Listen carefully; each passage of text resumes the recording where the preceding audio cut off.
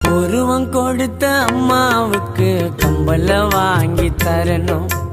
உயிர நினைச்ச தாய்க்கு நான் செயின வாங்கி தரணும்.